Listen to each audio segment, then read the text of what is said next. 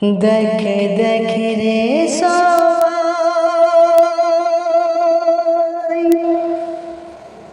আছে হাদিসের পাতায়, ওরে মোরা ছেলে জিন্দা মেলে নামাজের উসিলায়। ওরে মোরা ছেলে জিন্দা মেলে নামাজের উসিলায়। বলো সুবহানাল্লাহ, পড়ো আলহামদুলিল্লাহ। বলো সুবহানাল্লাহ, পড়ো আলহামদুলিল্লাহ। দেখে দেখে রে সবাই আছে হাদিসের পাতায়, ওরে মোরা ছেলে জিন্দা মেলে নামাজের উসিলায়। বলো সুবহানাল্লাহ, পড়ো আলহামদুলিল্লাহ। বলো সুবহানাল্লাহ, পড়ো আলহামদুলিল্লাহ। তারপরে কি ঘটনা ঘটছে শুনবে।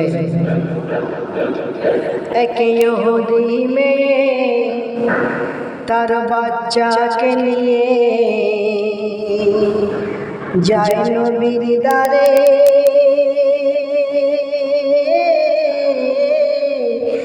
আনে ঈমান, হয় মুসলমান, সে কলেমা পড়ে।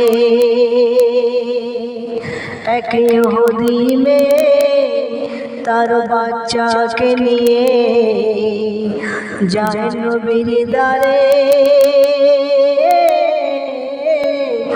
আনে ঈমান, হয় মুসলমান, সে কলেমা পড়ে। ও সে মুসিবতে দিনে রাতে মুসিবতে যখন সে পড়ে, সাথে সাথে নামাজেতে জানায় খোদার দ্বারে।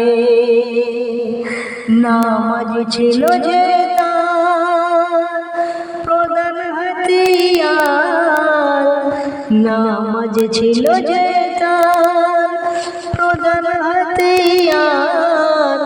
দিনে 5 বার ডাকে খোদার নামাজের উসিলায়। বলো সুবহানাল্লাহ, পড়ো আলহামদুলিল্লাহ। বলো সুবহানাল্লাহ, পড়ো আলহামদুলিল্লাহ। সেই ইহুদি নারী ইসলাম ধর্ম গ্রহণ করার পর আল্লাহ তাআলা তাকে কেমন পরীক্ষা নিচ্ছে শুনবে।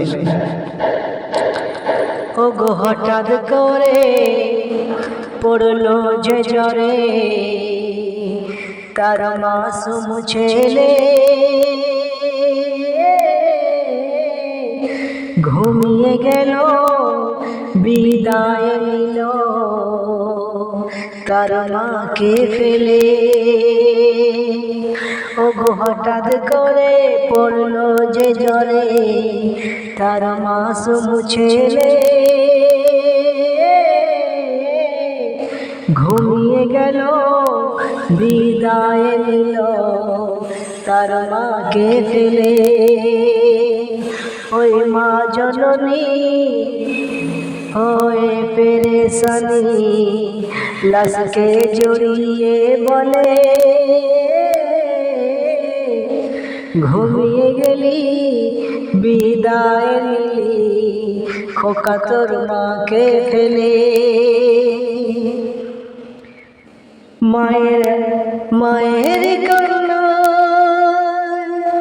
আর সে মহল্লায়, ও যে মায়ের কান্না আর সে মহল্লায় আল্লাহ নিজেও তড়পায়। বলো সুবহানাল্লাহ,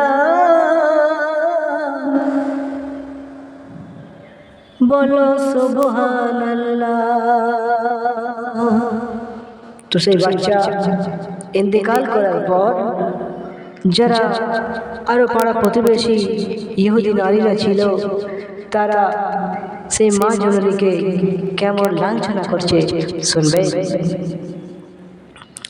প্রতিবেশীরা ওই ছিল যারা সবাই লাঞ্ছনা করে, ওরে না তোর যা মূর্তি পূজা কেন তুই দিলি ছেড়ে, কেমন খোদা করলো জোদা কেড়ে নিল তোর সোনা, ওরে না তোর যা মূর্তি পূজা কেন তুই দিলি ছেড়ে। তো পাড়া প্রতিবেশীরা মাকে লাঞ্ছনা করার পর তো মা কি বলছে শুনবে। ও গো রহিম রহমান, এ যে মোর আদরের সন্তান, ও গো রহিম রহমান, এ যে মোর আদরের সন্তান, কেমন করে থাকবো ছেড়ে ও গো দয়াময়, কেমন করে থাকবো ছেড়ে ও গো দয়াময়। আমি অসহায় আমার কেউ নাই, মায়ের কান্নায় অন্তর ফেটে যায়। এই কথা বলার পর প্রতিবেশী যারা জওয়ান যুবক যারা ছিল, তারা সেই বাচ্চাকে নিয়ে গোসলের জন্য নিয়ে যাচ্ছে, কাফন দাফন পরিয়ে তাকে জানাজা শরীক হবে। প্রতিবেশীরা ওই ছিল যারা সবাই করে আয়োজন, গোসল দিয়ে আতর মাখিয়ে খোকার পরায় যে কাফন। প্রতিবেশীরা ওই ছিল যারা সবাই করে আয়োজন, গোসল দিয়ে আতর মাখিয়ে খোকার পরাবে কাফন। তো কাফন দাফনের পর জানাজা মাঠে নিয়ে যাওয়া হবে। তো মা জননী এসে কি বলছে শুনবে। ওই মা জননী এসে তখনই সবাইকে বলে ওঠে,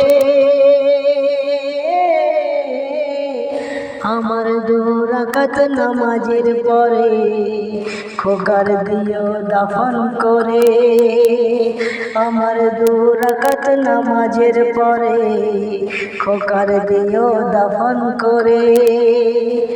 তো মায়ের দোয়া আল্লাহ পাকের দরবারে কত স্পিড কবুল হয়, কত আল্লাহ পাক মায়ের দোয়ার মর্যাদা দেয়। শুনবেন কি ঘটনা ঘটাচ্ছে। মায়ের দোয়ার শেষে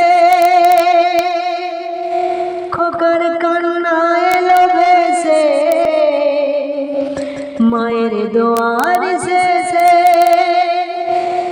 খোকার কান্না এলো ভেসে, সবাই দেখে হাসি মুখে শুকরিয়া জানায়, ও গো সবাই দেখে হাসি মুখে শুকরিয়া জানায়। বলো সুবহানাল্লাহ,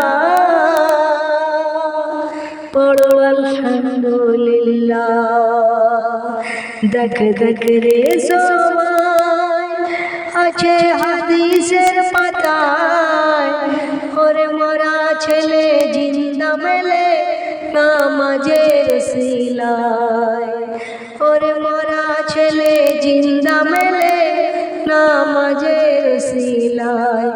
বলো সুবহানাল্লাহ, পড়ো আলহামদুলিল্লাহ, বলো সুবহানাল্লাহ, পড়ো আলহামদুলিল্লাহ। যায়।